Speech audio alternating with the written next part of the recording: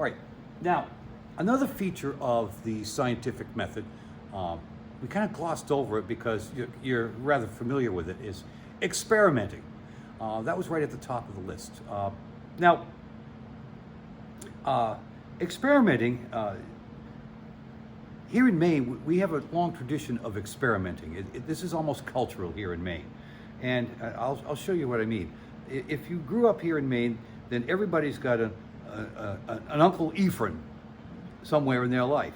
And you've probably heard conversations that go like this. Uncle Ephraim, what you gonna do this weekend? Oh, I'm just dubbing around, right? And that's what experimenting is. It's just dubbing around, right? Tinkering. So I'm gonna tinker with this force table. I'm gonna dub around. What I've done is I've set up 3 vectors at random, and I'm gonna put different masses on each one, so they're not all the same. So there's 150 grams there. I'll put 250 grams there, and I'll put 350 grams there, keeping it kind of simple. Now here's my 4th vector here. Somewhere there ought to be a sweet spot where I can balance these. And if I fool with it a little bit, it seems to be right about here. So I'm going to slide my pulley over here.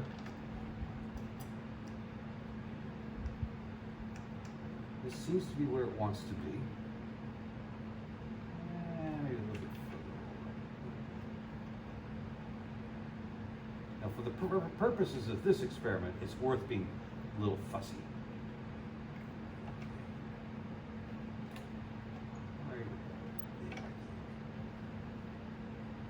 Right there.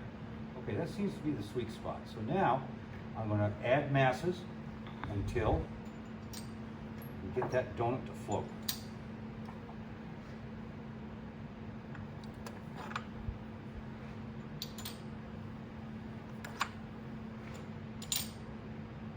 A little bit too much, I think. Yeah, a little bit too much. All right.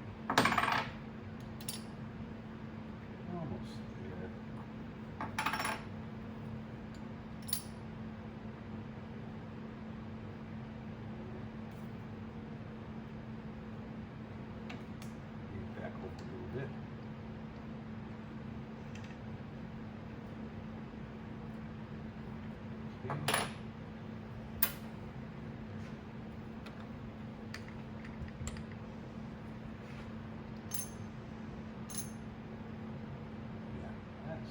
Right about where it wants to be.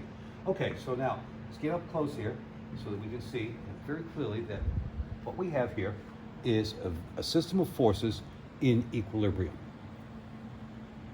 Now, if I do an analysis of all 4 of these forces, they should equal 0.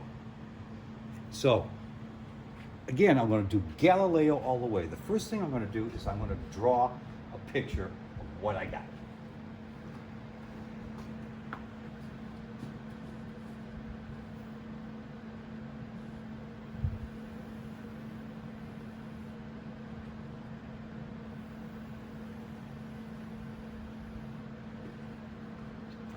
So my first vector is 50 degrees,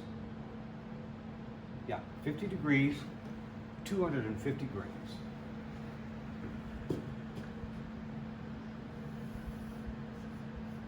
Call that vector 1, 50 degrees, 250 grams.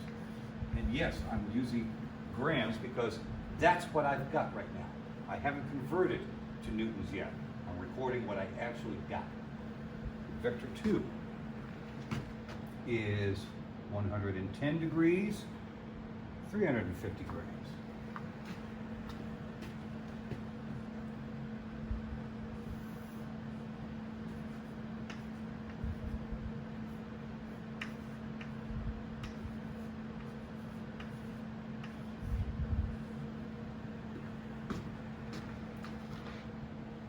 Vector 3 is 250 degrees and 50, 150, 250, 350, 440. I'll count that again. 50, 150, 250, 354, 440 grams, 250 degrees.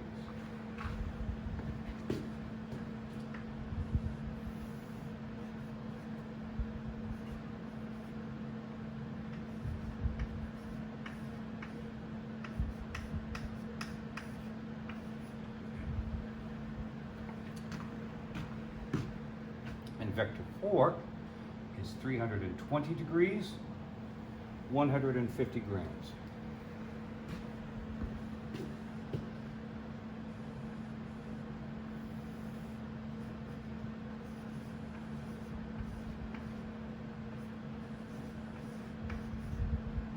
That's vector 4. Now I'm going to convert grams to kilograms and kilograms to newtons. So 250 grams is 0.25 kilograms times 9.8, 2.45 newtons.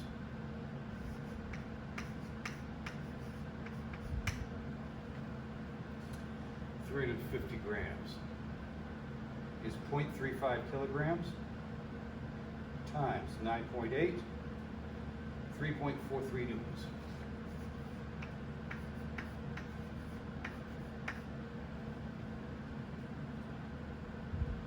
.440 grams is 0.44 kilograms times 9.8, 4.312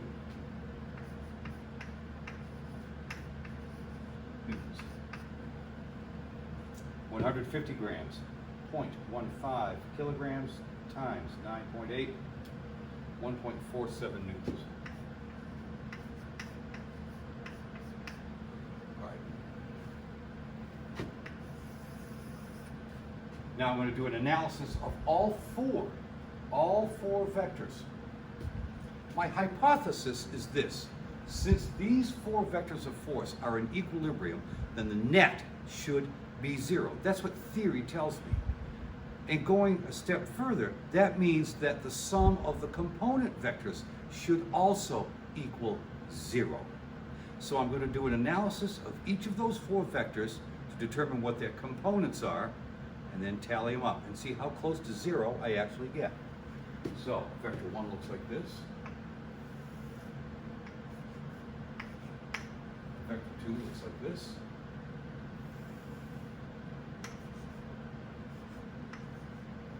Vector 3 looks like this. And vector 4 looks like this. Okay, so vector 1 is 50 degrees, 2.45 newtons. Vector 2 is 110 degrees, 3.43 newtons.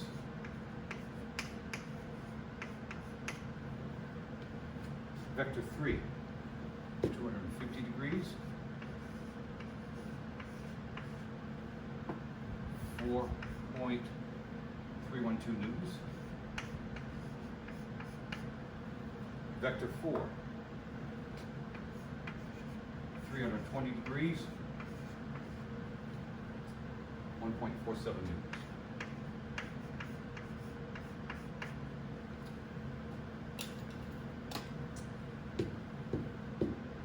So they should have component vectors arranged like so.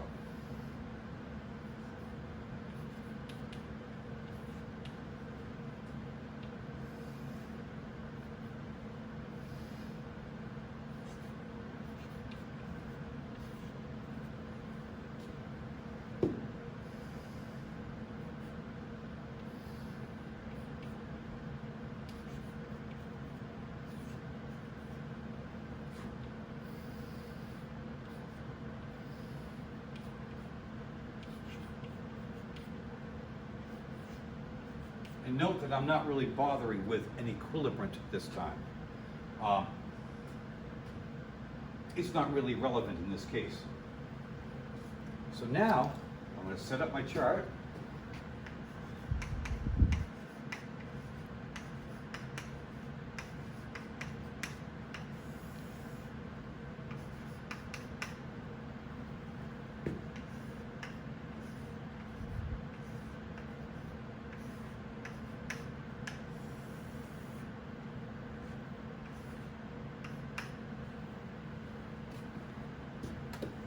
my arrows. A1 goes like this, it's positive. A2 goes like this, so he's negative. A3 goes like this, he's negative. A4 goes like this, he's positive. O1 goes up, he's positive. O2 goes up, he's positive. O3 goes down, he's negative. O4 goes down, he's negative. So now, it's just a matter of dashing out the numbers. So I'm going to use cosine to figure out my adjacents. So cosine 50 equals times 2.45, 1.575.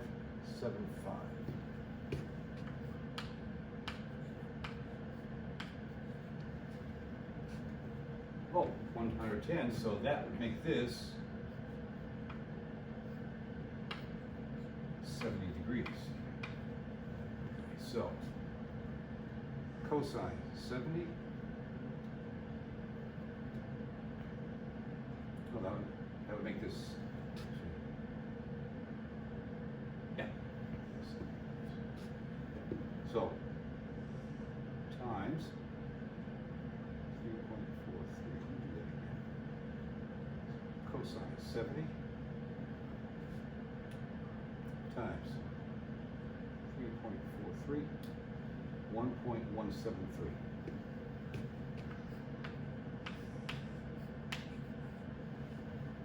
Okay. So this is 250 degrees, so that makes this actually, let's see, that makes this 70 degrees as well.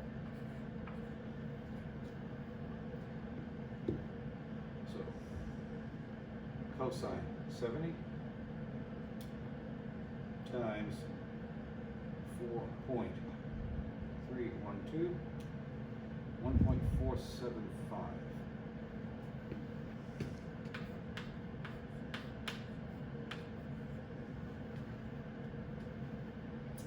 That's 320, which makes this therefore 40 degrees. So cosine 40 times 1.47, 1.126. All right, now we'll do the opposites. So sine 50 times 2.45, I got 1.877.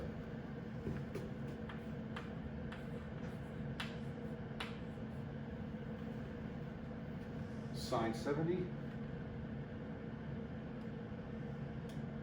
times 3.43, 3.223.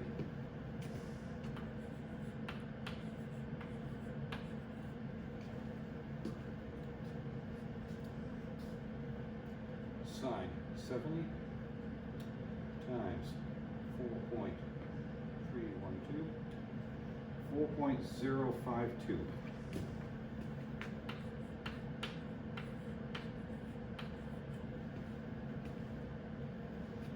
Sine 40 times 1.47, 0.945. All right, now we'll tally them up. 1.575 minus 1.173 minus 1.475 plus 1.126, 0.222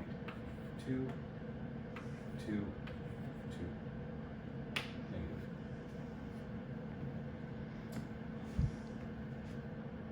Now I'll tell you these. 1.877 plus 3.223 minus 4.052 minus 0.945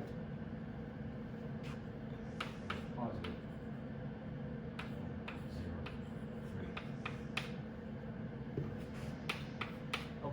So in this case, we were off by 2/10 of a Newton. In this case, we're off by 1/10 of a Newton. And again, the question is, what would happen if we did this test over and over and over again, 100 times or 1,000 times? I think we can see that these variances would average out pretty close to zero.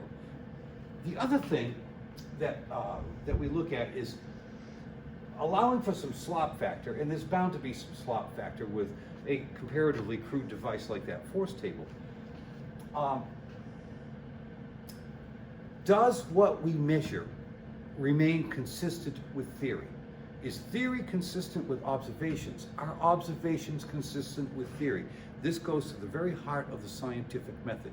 And so we had a couple of different ways to approach it here.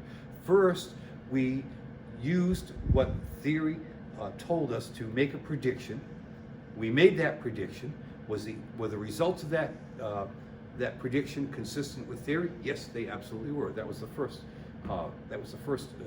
exercise we did. Here, we did an observation and we analyzed what it was we were observing to see if what we measured remained consistent with theory, and yeah, pretty much so. That's not bad for this particular exercise. That's pretty close. And if you did a whole class and averaged out the pluses and minuses, and I've done this, yeah, it comes out pretty close to zero. So that's another approach to the scientific method. So there we go.